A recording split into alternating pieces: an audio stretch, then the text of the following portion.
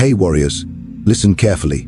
You work harder, you try more, you chase people, success, recognition, yet the more you pursue, the further life seems to pull away. This video solves why chasing repels what you want and reveals Machiavelli's forgotten lesson on how self-worth silently bends reality in your favor. Listen carefully, because this truth is uncomfortable, and uncomfortable truths are the ones that reshape men. From courts of Florence to the chambers of modern life, I observed the same mistake repeated endlessly.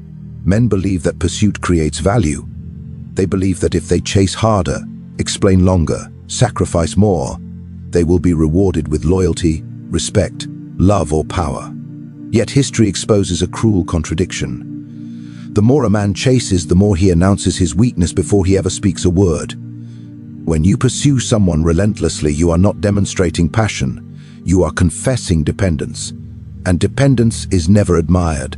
It is tolerated only until something stronger arrives. In my time, princes who sought affection from their people lost authority. Rulers who begged for loyalty were secretly mocked. The crowd may cheer a desperate man, but they never obey him. Authority does not arise from effort. It arises from the perception that you can walk away without loss. Observe the mechanics of chasing. The moment you chase, you place yourself beneath the object of pursuit. You adjust your pace to theirs. You accept their delays, their silence, their terms. In doing so, you teach them a silent lesson, that your time is less valuable than theirs, that your presence is negotiable, that your worth is conditional. The world is attentive to such signals. It reads them more clearly than spoken language. Men often ask why their kindness is exploited, why their dedication goes unnoticed, why their loyalty is repaid with indifference. They assume the world is unfair. They are wrong. The world is consistent. It rewards strength and withdraws from need. In every era, those who chase approval surrender leverage. Approval given freely has no weight. Approval sought desperately has no meaning. When you require validation to function, you have already surrendered command of yourself, and no man who lacks self-command can command respect. Consider this: a merchant who begs customers to buy his goods invites suspicion. A ruler who explains his authority invites rebellion. A lover who pleads for attention invites contempt. Not because the other party is cruel, but because instinct rejects imbalance. Power depends on balance. When you chase, you collapse that balance. You move closer while the other retreats, not out of malice, but out of instinctive correction. The world pulls away from what grasps too tightly. This is why chasing feels exhausting. You are not moving forward, you are fighting gravity. I learned this not from philosophy but from observation. Men who stood still, composed, unbothered by rejection, were pursued without effort. Their calm unsettled others. Their silence created pressure. Their independence made them dangerous in the most subtle way. People fear losing access to what does not need them. Chasing teaches others how to treat you. Each unanswered message tolerated, each boundary surrendered, each explanation offered too freely lowers your position. You may call it patience. The world calls it availability. And availability, when unlimited, is never valued. This principle applies beyond relationships. Careers, influence, reputation, all obey the same law. Those who chase opportunity appear replaceable. Those who build themselves until opportunity notices them appear inevitable. In the political arena of my era, alliances were not secured by pursuit, but by restraint. The prince who appeared too eager invited manipulation. The prince who withheld commitment forced others to prove their worth. This is not cruelty, it is strategy. You must understand that authority is psychological before it is practical. When you stop chasing, you introduce uncertainty. When you withdraw your need, you create space.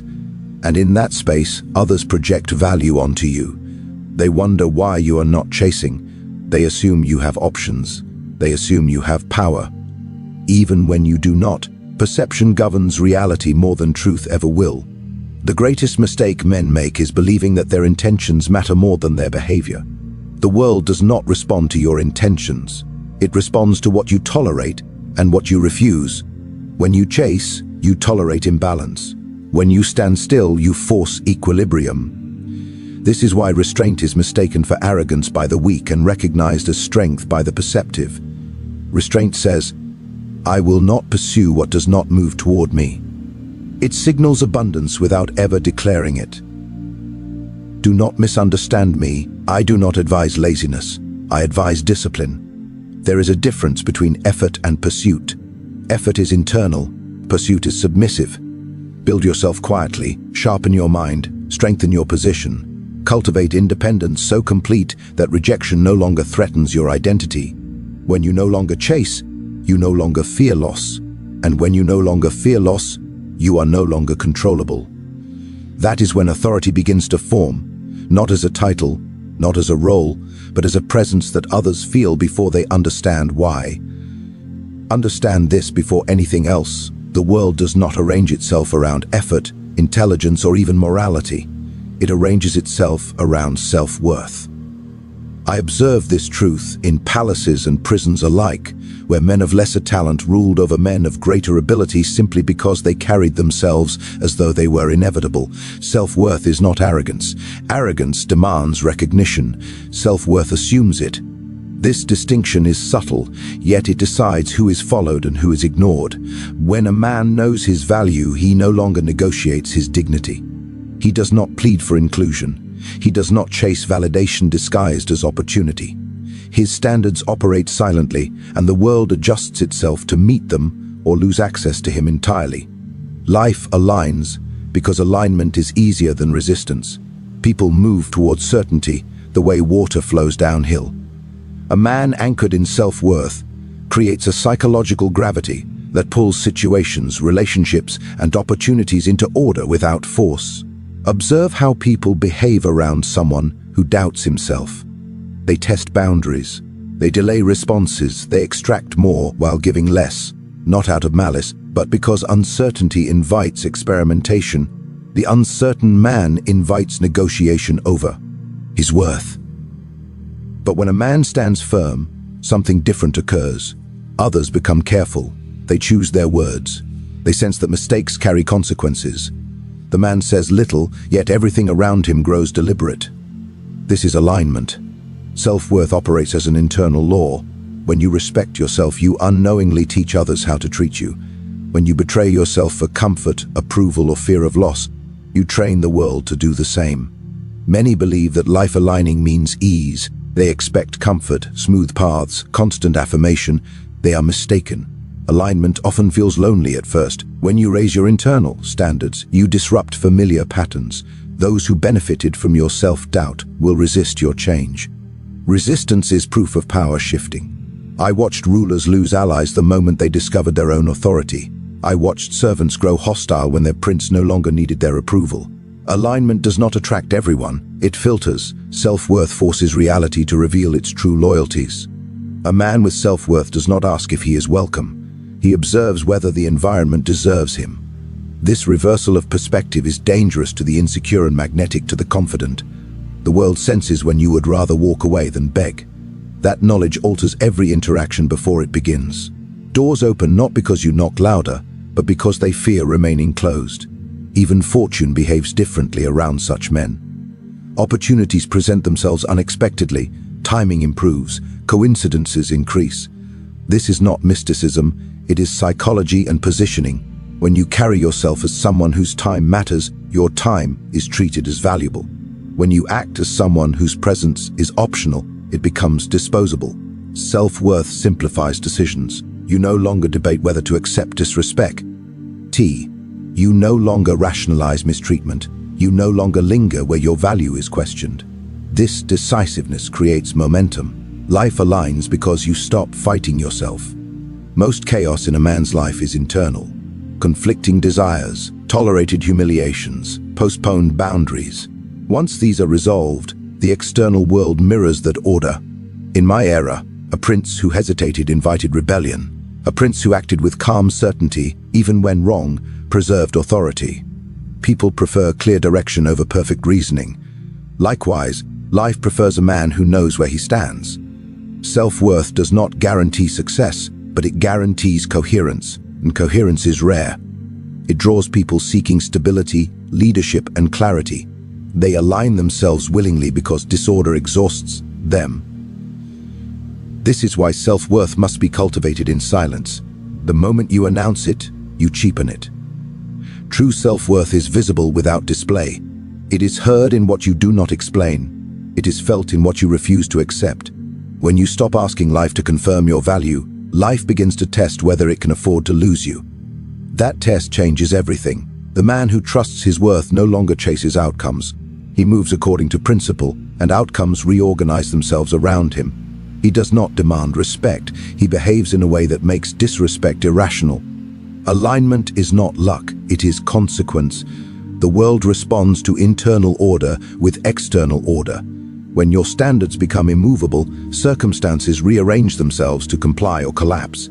Those who fail to understand this will continue negotiating with life, bargaining away pieces of themselves in exchange for temporary comfort.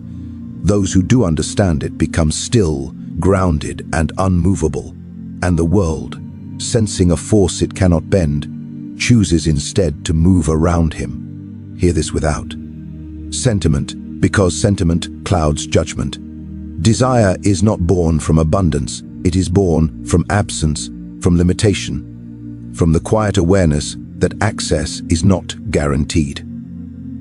I observe this truth repeatedly among nobles, lovers, allies and enemies, all governed by the same invisible law. What is always available is never treasured. What can be taken for granted is never protected. Scarcity sharpens attention. It awakens instinct. It forces choice. Men often destroy their own value by offering too much of themselves too quickly. They flood others with time, attention, loyalty and availability, believing generosity will be rewarded. Instead, they teach others that there is no cost to losing them. Desire requires risk. Without the possibility of loss, interest fades into indifference. In courts of power, alliances held value only when they were uncertain. A prince who pledged loyalty too easily became irrelevant. A prince who remained measured, selective, and unpredictable became essential. Others adjusted their behavior around him, not because he demanded it, but because they feared exclusion. This same dynamic governs every human interaction. Scarcity is not manipulation, it is truth made visible. You cannot desire what you believe will always be there. The mind relaxes around certainty and sharpens around uncertainty. When you withdraw excessive availability, you do not create distance, you create space. And in that space, imagination awakens. People begin to wonder where you are, what you are doing, why you are no longer reaching out. Curiosity is the beginning of desire. Those who chase seek reassurance. Those who practice scarcity create tension. And tension is the currency of influence. I saw men speak endlessly and be forgotten while others spoke rarely and were remembered. Words gain weight when they are few. Presence gains power when it is limmy. TED. The mistake many make is confusing scarcity with coldness. Coldness is emotional absence. Scarcity is intentional presence. You choose when and where you appear. You choose what you give and what you withhold. This control communicates value without explanation. People treat scarce resources with care. They schedule around them. They protect access to them. They compete for them. But they neglect what seems infinite. Your time is a resource. Your attention is a resource. Your approval is a resource. When you distribute them without restraint, you collapse their worth. In my era, rulers who opened their courts to everyone lost reverence. Mystery dissolved authority. Familiarity bred contempt, not because people are cruel, but because reverence requires distance. The same principle applies in modern life. Constant availability erodes attraction. Immediate responses reduce anticipation. Endless explanations eliminate intrigue. Desire grows in the pauses. When you are not always present, your presence is felt more strongly. When you are not always agreeable, your agreement becomes meaningful. When you do not pursue, your arrival becomes an event rather than a habit. Scarcity forces others to invest. They must act, adjust, and prioritize if they wish to keep you. Investment creates attachment. People value what they work to obtain. This is why scarcity changes the balance of power. The one who can leave controls the pace. The one who is always present waits to be chosen. Observe how quickly people respect boundaries once they realize access is no longer guaranteed. Observe how behavior improves when consequences become real. Scarcity transforms vague appreciation into deliberate effort. Many fear scarcity because they fear abandonment. They believe that if they withdraw, they will be forgotten. This fear exposes the very weakness that drives others away. Those who trust their worth do not fear scarcity. They understand that loss filters rather than destroys. If someone leaves because access became limited, their desire was never genuine. Scarcity reveals truth. I learned that the strongest position is not being needed, but being missed. Need invites control. Absence invites pursuit. The world responds differently to what it cannot easily replace. When you behave as though your presence is optional, others treat it that way. When you behave as though your presence is valuable and limited, others adjust accordingly. Scarcity is not cruelty, it is clarity. It communicates that your life is full, your time is structured, your attention is earned. The man who understands scarcity does not announce his boundaries, he enforces them quietly. He does not threaten departure, he simply leaves when his value is not recognized. In doing so, he teaches the world a lesson without ever raising his voice. Desire follows what resists consumption. Respect follows what refuses to be depleted. Influence follows what cannot be easily accessed. Those who remain endlessly available will continue wondering why they are overlooked, while those who master scarcity will watch the world lean closer, listening for the moments when they choose to speak. Understand this with precision, not emotion.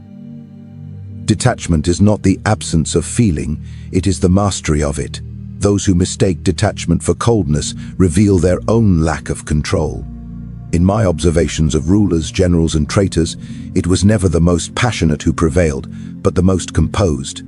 A man enslaved by his desires is predictable. A man ruled by his fears is controllable. But a man who can detach remains unreadable, and what cannot be read cannot be easily manipulated. Detachment grants you the rare advantage of clarity. When emotions dominate, judgment narrows. Pride blinds. Fear rushes. Attachment distorts reality. The detached man sees what is, not what he hopes or dreads. In politics, emotional rulers were destroyed by flatterers and enemies alike. They reacted instead of deciding. They clung to alliances past their usefulness. They fought battles driven by ego rather than strategy. Their downfall was not betrayal, but attachment. The same pattern repeats in private life. Those who attach their identity to outcomes surrender leverage. When success defines you, failure controls you. When approval sustains you, rejection governs you. Detachment breaks this chain. When you are detached, you can walk away without collapse. That possibility alone alters the balance of every interaction. Others sense when you are not trapped by need. They sense when their absence will not devastate you.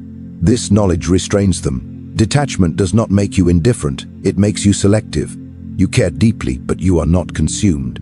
You invest, but you do not gamble your stability.